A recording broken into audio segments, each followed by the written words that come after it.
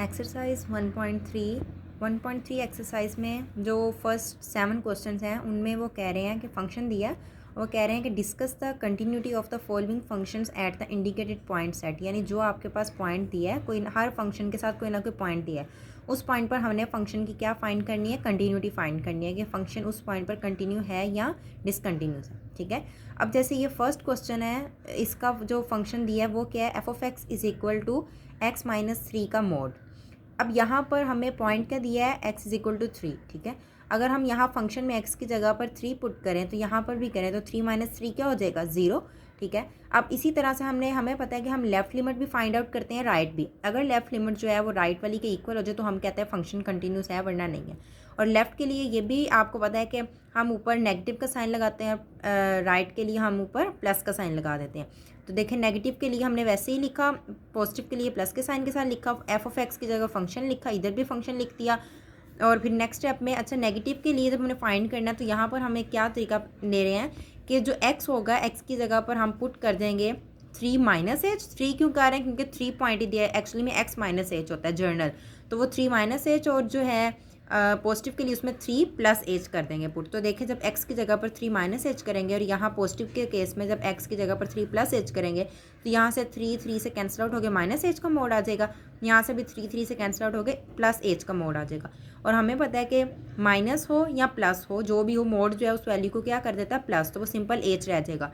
और एच की जगह जब हम लिमिट अप्लाई करेंगे, जो कि क्या है, एच अप्रोचेस टू 0, तो वो फंक्शन 0 हो जाएगा, ये भी 0 हो जाएगा और वो भी। और ये दोनों लेफ्ट साइड राइट साइड की इक्वल आ गई हैं। और जो फंक्शन हमने स्टार्ट में वैल्यूज पुट की थी वो भी जो थी वो भी आंसर क्या दे रही थी हमें, 0। इसका मतलब है कि ये सारी वैल्यूज आपस में इक्वल आ गई हैं, तो इसका मतलब फंक्शन जो है वो कंटिन्यूस है at point x is equal to 3।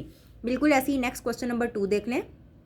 Question number 2 में भी क्या हमारे पास ये फंक्शन गिवन है और फंक्शन किस पॉइंट पर चेक करना है, at x is equal to 3।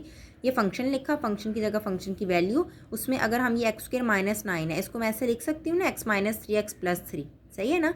यानी तो इधर से नीचे x माइनस 3 के साथ ऊपर वाला x माइनस 3 कट जाएगा तो सिंपल x प्लस 3 बच जाएगा, ये लिखा हुआ है, सही है। इधर जब x की जगह पर x की वैल्यू पुट करोगे 3, तो 3 प्लस 3 क्या हो जाएगा, 6। तो हमारे पास आंसर क्या आया है, 6। लेकिन उन्होंने हमें क्या बताया है, उन्होंने ये कहा है कि अगर x की वैल्यू 3 पुट करें फंक्शन में तो आंसर 0 आता है। यानी जो उन्होंने खुद से सॉल्व करके निकाला है और जो हमने निकाला है वो दोनों आपस में इक्वल नहीं है, इसलिए फंक्शन क्या कर गया, डिसकंटिन्यूस हो गया। नेक्स्ट ये थर्ड क्वेश्चन देख लें। थर्ड क्वेश्चन में भी जो फंक्शन दिया वो हमें ये दिया और ये किस पॉइंट पर हमने फाइंड करनी है इसकी value, at x is equal to 2। और वही चीज़ के जब हमने लिमिट फाइंड करनी है तो उसके लिए हम लेफ्ट लिमिट भी फाइंड करेंगे, राइट भी। अगर दोनों इक्वल आएंगी तो इसका मतलब है फंक्शन कंटिन्यूस है, वरना नहीं है। अब यहाँ से आप देख सकते हो कि लेफ्ट लिमिट के लिए जैसे यहाँ पर 2 है, तो मतलब मैंने आपको बताया ना कि वो वैल्यू हम लेते हैं जो 2 टाइम्स आ रही हो। जैसे यहाँ पर भी 2 है और यहाँ पर भी 2 है, दोनों में 2 है, तो इसलिए जब हम 2 पॉइंट के लिए 4 नेगेटिव के लिए लेंगे तो यहाँ पर क्योंकि x लेस देन है 2 से, तो नेगेटिव के लिए ये केस आ जाएगा x माइनस 4 का। और जब पॉजिटिव के लिए लेंगे तो यहाँ पर क्या हो रहा है, x ग्रेटर देन 2, यानी x यहाँ पर क्या है, ग्रेटर है। तो यानी पॉजिटिव के केस में हम क्या लेंगे, ये वाला फंक्शन लेंगे। तो देखो वैसे ही मैंने नेगेटिव और पॉजिटिव लिखा, नेगेटिव के केस में ये फंक्शन ले लिया और पॉजिटिव के लिए ये फंक्शन ले लिया। ठीक है, यहाँ जब x की जगह 2 पुट करेंगे तो ये -2 आ जाएगा, यहाँ भी जब x की जगह 2 पुट करेंगे उसका स्क्वायर लेके 6 से माइनस करेंगे तो ये भी -2 आ जाएगा। तो आप यहाँ से देख सकते हो कि ये फंक्शन और इस फंक्शन दोनों का आंसर क्या आ गया, इक्वल आ गया। इसका मतलब फंक्शन क्या कर गया, कंटिन्यूस कर गया। ठीक है, बिल्कुल ऐसे ही नेक्स्ट क्वेश्चन नंबर 4 देख लें। क्वेश्चन नंबर 4 में आपके पास जो फंक्शन गिवन है वो ये फंक्शन है। इसमें हमने जो लिमिट दी है वो हमें क्या दी है कि x इज इक्वल टू 3। अब इस फंक्शन को, ये मैंने फंक्शन लिखा, उसमें उसकी वैल्यू पुट की और ये x की पावर 3 माइनस 27, इसे मैं ऐसे भी लिख सकती हूँ ना कि x की होल पावर 3 माइनस 3 की पावर 3, वही चीज़ बनेगी ना।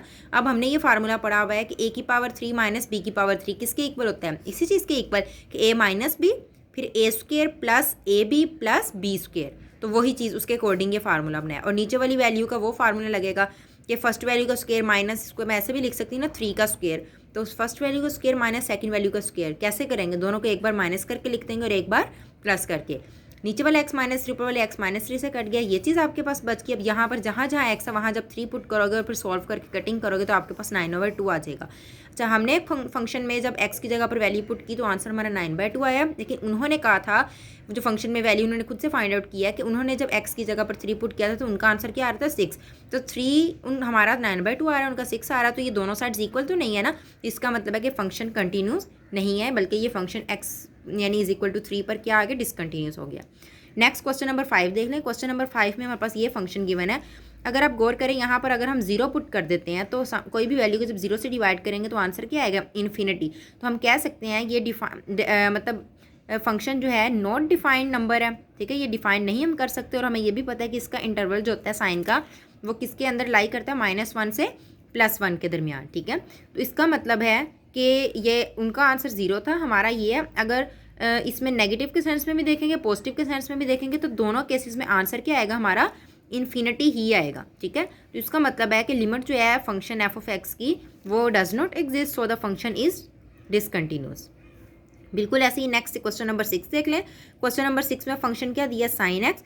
अब साइन एक्स इसके लिए कोई फिक्स वैल्यू नहीं दी, बल्कि उन्होंने क्या किया कि for all x belongs to R, यानी सारी की सारी उन वैल्यूज़ के लिए जो रियल लाइन में बिलोंग करती हैं। तो हमने इसको खुद से एक वैल्यू ले ली कि let x belongs to theta. Theta कोई भी हो सकती है वैल्यू, थीटा नेगेटिव के लिए भी लेंगे हम ये, ठीक है, उसके लिए लिखा।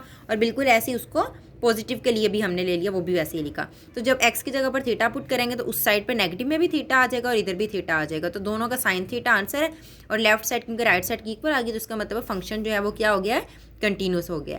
नेक्स्ट क्वेश्चन नंबर 7 देख लें। क्वेश्चन नंबर 7 भी बिल्कुल वैसे है, उसमें भी आपके पास फंक्शन ये दिया हुआ है और हमें x is equal to a पर फाइंड करना है। तो वही चीज़ जब नेगेटिव की बात होगी तो यहाँ क्योंकि x लेस देन है तो नेगेटिव के केस में हम ये फंक्शन लेंगे, और जब पॉजिटिव की बात होगी तो x ग्रेटर देन है तो पॉजिटिव के लिए हम ये वाला फंक्शन ले लेंगे, सही है। यहाँ से जब इसमें वैल्यूज पुट करोगे तो ये देखें यहाँ से क्या किया है, x की जगह पर जब a पुट करोगे तो ये चीज़ आ जाएगी a स्क्वायर ओवर a, एक नीचे वाला a ऊपर वाले a से कट गया तो सिंपल है, बचा a माइनस a 0। बिल्कुल ऐसे इसको भी मैंने किया हुआ, ये भी क्या हो जाएगा 0। तो लेफ्ट साइड राइट साइड की इक्वल आ गई, इसका मतलब फंक्शन क्या कर गया, कंटिन्यूस हो गया।